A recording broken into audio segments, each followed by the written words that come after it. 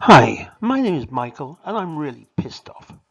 The other day I woke up and heard the news that the retarded morons from Extinction Rebellion had dug up a lawn in Trinity College, Cambridge and dumped it all in the Barclays Bank after protesting in the town itself. If this wasn't bad enough, the report then said that the police were aware of the situation.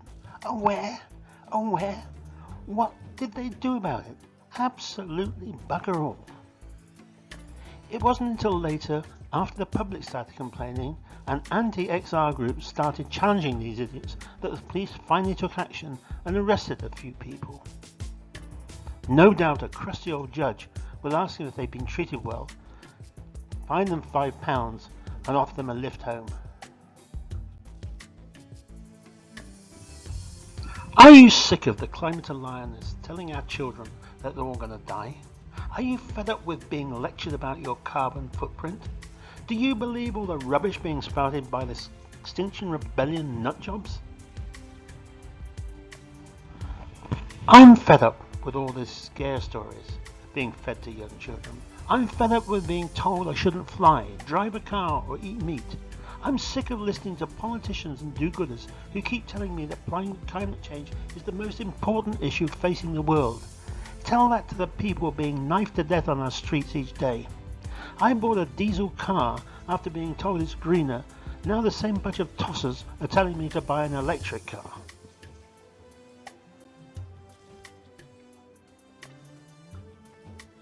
I decided to look up the definition of climate change.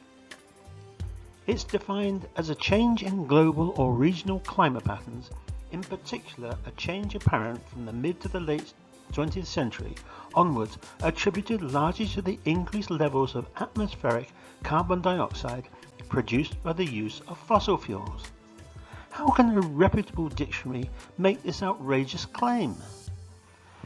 Now I'm sure that man has contributed something to warming. Sheer numbers of people on the planet will see to that. I do not know, and as far as I'm aware, no one has conclusively established that CO2 is the cause of warming. The climate has always changed, and we know many years ago CO2 levels were much higher than they were today. I also think we should err on the side of caution and cut emissions, but don't let's send us back to living in caves. Saint Owl of the Gore.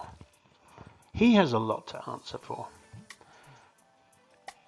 They preached a load of crap about climate change in the movie An Inconvenient Truth. They also made a lot of money from it. He used fraudulent data to make claims which were subsequently disproved by a court, but not until the damage was done. He made headlines and a bloody fortune in the meantime. He's a total hypocrite, telling people we must all cut back.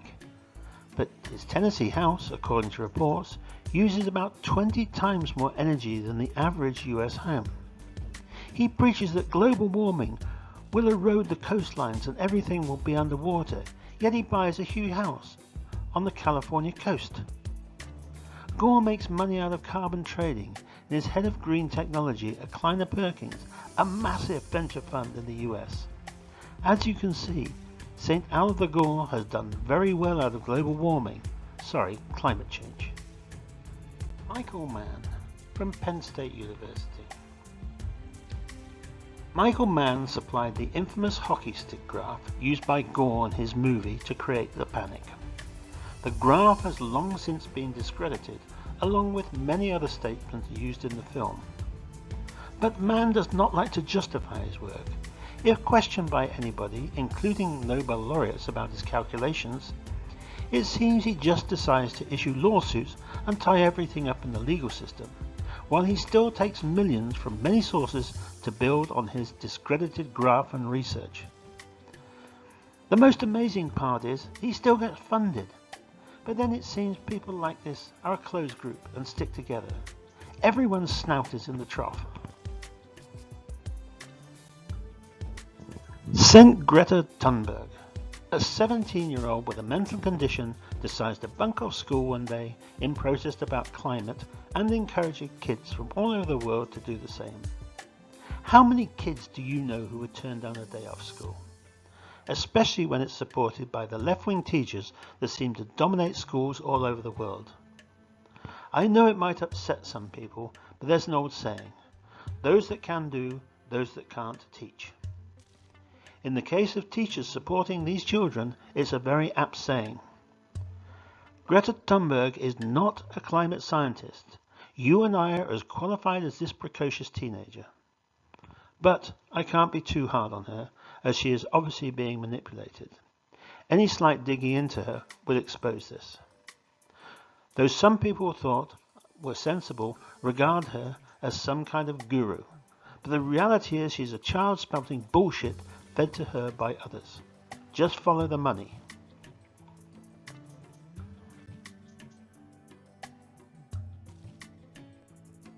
David Attenborough.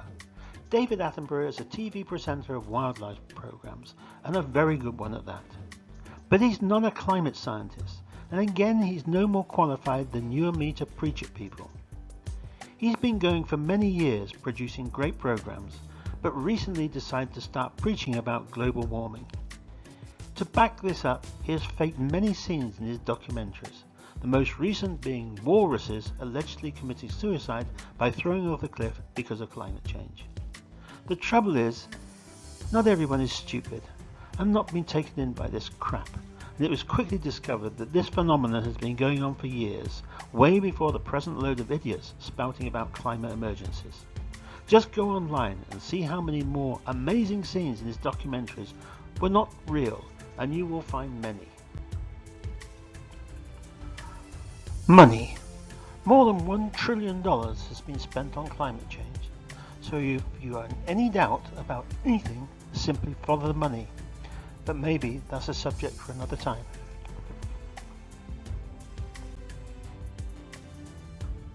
The whole scare the crap out of the public was started in 1967 with a man called Professor Paul Ehrlich. Paul Ehrlich has since died, but his work in 1967 started the whole climate religion. This time he was saying, we must all die to save the planet. Oh, and by the way, we're all going to freeze to death. That's right, we're entering a new ice age. Obviously, him and his colleagues started getting huge grants to save the world. In 1970, scientists told us we had 50 years to save the planet. Does this sound familiar? One scientist decided within 20 years there would be famine and everyone would disappear in a cloud of steam. Which is really funny because we were supposed to freeze to death. Exactly the same alarmist crap that's being spouted today. Then, as today, our ridiculous right-on hippie politicians bought into it hook, line and sinker. The Ice Age crap went through the 70s with madcap ideas being funded to explore the possibility of covering the ice caps with soot to warm the planet. I kid you not. Well, they continued to make money out of research until the theory was milked as much as it could be. In the 1980s, there came a change of mind. Enter Professor James Hansen of Columbia University. Hansen decided the Earth was getting warmer, not colder, and decided that CO2 was to blame, and mankind was once again the villain. So all the scaremongering about an ice age was in fact bullshit.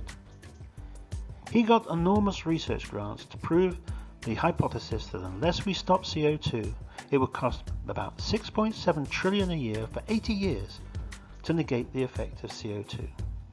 Just how these figures were arrived at is a mystery to everybody. The Earth would be finished if CO2 levels were reached 500 parts per million, even though it had reached that figure many times in the distant past. He decided in 1988 that the climate in Washington DC would be catastrophic. In the event, even according to NASA's own graph, which has not been adjusted, it's a lot cooler today than in 1988. Again, numbers are being thrown around just like today, with the stupid crap of a Green New Deal on both sides of the Atlantic. He also said sea levels would rise and severe weather would increase. Thus, let's scare the crap out of everybody, global warming movement was born. Well, 35 years later, nothing of the sort has happened. In fact, the earth has got greener and millions of people are no longer starving as food has become abundant. Any warming has been nothing but beneficial to the human race to date. People are not dying of cold. Rising sea levels. Associated Press reported on the 30th of June 1989 that by the year 2000, coastal flooding would cause millions of eco-refugees. The Maldive Islands would be underwater, and the New York West Side Highway would all disappear under the calamitous effects of rising sea levels. Well, last time I looked, which was today, both were well and truly above water. In fact, the Maldives has unprecedented investment in the tourism industry. Hardly a ringing endorsement for these theories.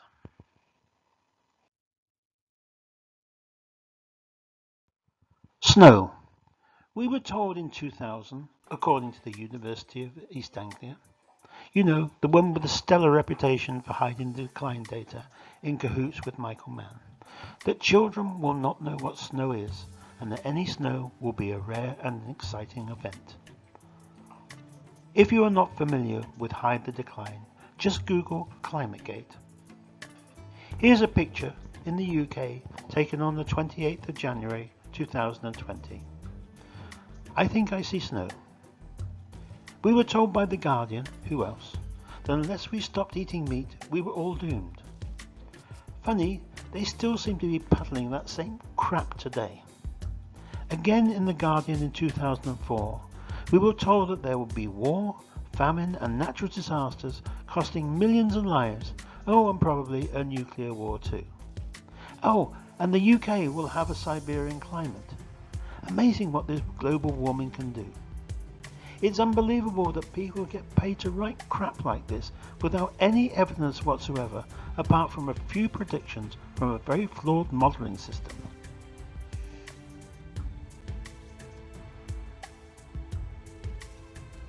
The Arctic will be free of ice by 2018. Professor Hansen, having got so much wrong in the 1980s and 1990s, said, "We are toast. The Arctic will be free of ice in the summer." St. Al of Gore also opined that the North Pole would be completely free of ice by 2013. Prince Charles, the well-known plant-talking royal nut, was more generous. He told us in 2009 we had 8 years to save the planet. You know, 2017 passed me by. I'm still alive. Ex-Prime Minister Gordon Brown, a well-known non-climate scientist, told us in 2009 we only had 50 days to save the planet. Today, climate zealots tell us we have 12 years to save the planet. I guess we got a reprieve. The big problem is today, as in the past, our politicians dread not being seen to support the green movement, no matter how extreme, stupid or ridiculous they seem to be buying into this total bullshit. In 2013, it's reported, and you may have guessed it by The Guardian, that there will be a methane catastrophe by 2015. Did I miss a major event? In 2015, the French Foreign Minister told us we had 500 days to save the planet. So, again, 2017 came and went, and I missed Armageddon. Did anybody film it? I checked the Arctic ice data in 2019, and it's alive and well and is growing faster than normal.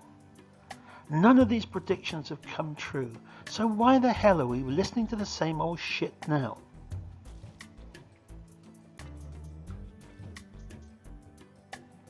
When the data doesn't give you the answers you want, you simply change the data. Trusting data from NOAA and NASA is a risky business to make decisions. It seems that if the temperatures do not comply with your theory, it's very simple. Just change the temperatures. In the pic opposite, you can see that somehow between 1999 and 2017, the past was made cooler to accommodate a warming theory. It has been explained that often temperature readings have to be adjusted. Why? If a thermometer reading was taken in 1999, why did it have to be adjusted in 2017? A reading is a reading, full stop. There are many examples of data adjusting. Just search online. The old newspapers are the best source, as they cannot be adjusted, as they are on microfiche. Problem is, you cannot trust the information. How can you trust the people spouting this crap?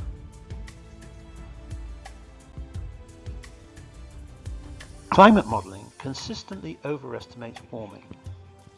Whenever anything is a forecast, any error by the very nature will accelerate the further out the forecast goes. That's just a mathematical fact.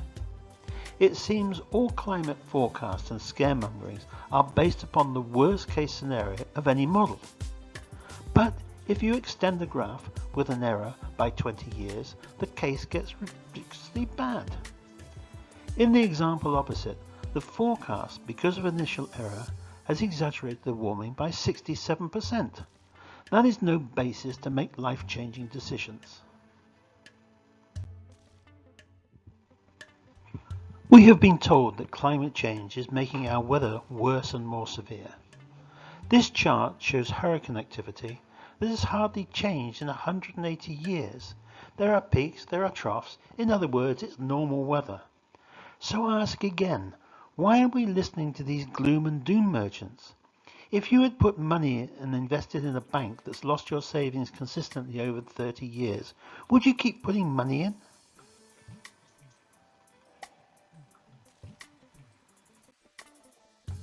You've all heard the claim of 97% of scientists agree that global warming is man-made. This is based on 3 surveys, all of which are totally fraudulent.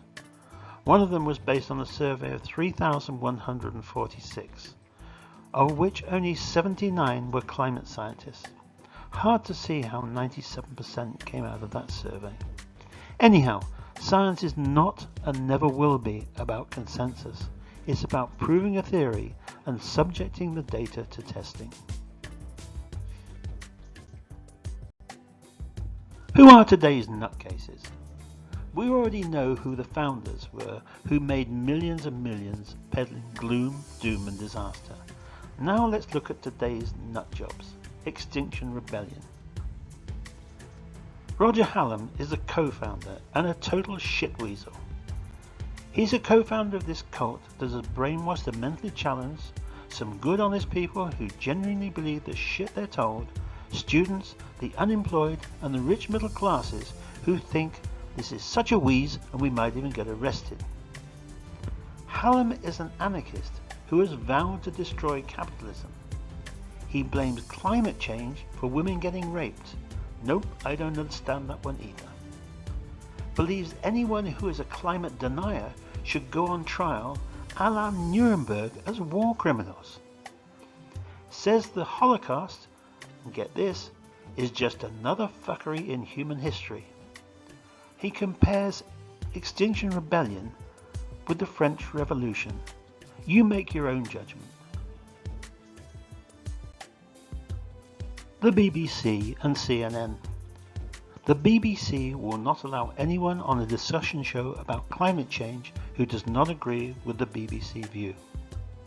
The BBC view is that the science is settled, and if we are forced to have a denier on any show, the established view must have the last word and end on supporting that established view. Nothing else matters. To the BBC, there is no discussion on climate change. The BBC is simply the Guardian on video. I suspect places like CNN are the same. Gail Bradbrook is the co-founder of Extinction Rebellion. She's just another lifetime protester. She's just your common or garden professional protester. Is against just about anything that brings progress. Believes that mass protest and disruption is the only way to get your views across.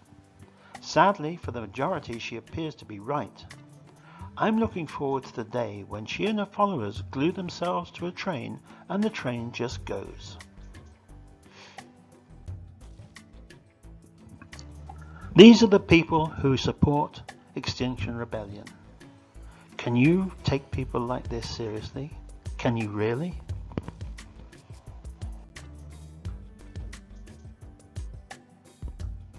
These are a list of so-called celebrities who support the disruption from the comfort of their own mansion or private planes. I won't read them out, as I've never heard of most of them. I'm just glad they told us who they were, otherwise I would be none the wiser.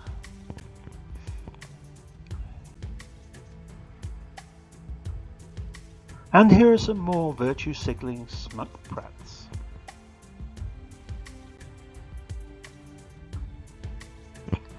The IPCC.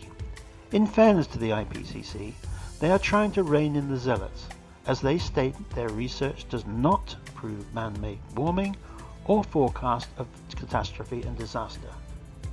However, it's good to note that between 2002 and 2015, when all this crap was being disseminated from IPCC reports, the chairman of IPCC was a fantastic climate scientist with many years' experience in studying climate science. No, we're just kidding. He was a railway engineer. Just what you need to head an influential climate change body, isn't it?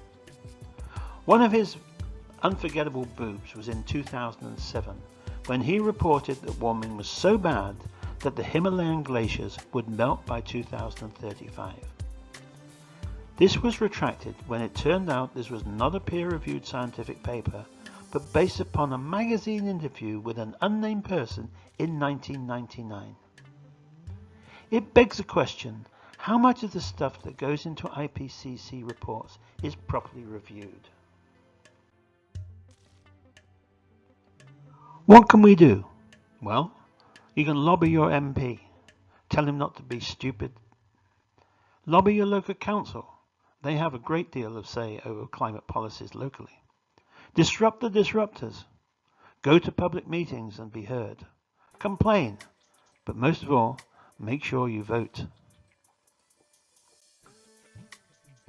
How can we trust what we're being told? We have shown how wrong predictions and forecasts are. Mystic Meg would probably be more accurate. Here's an old graph showing temperatures before 1800. Obviously, this was made with very few readings, as thermometers were not widespread. But it does show it was much warmer than it is today, and certainly throws doubts about claims that today's is the hottest it's ever been. I don't know what to believe, but I do know that minority groups who have the loudest voices are dictating how we act, consider themselves to be above the law, and are forcing governments to adopt stupid policies. We must start making as much noise as the climate change nuts, or we will end up back in the Stone Age. Thank you for watching.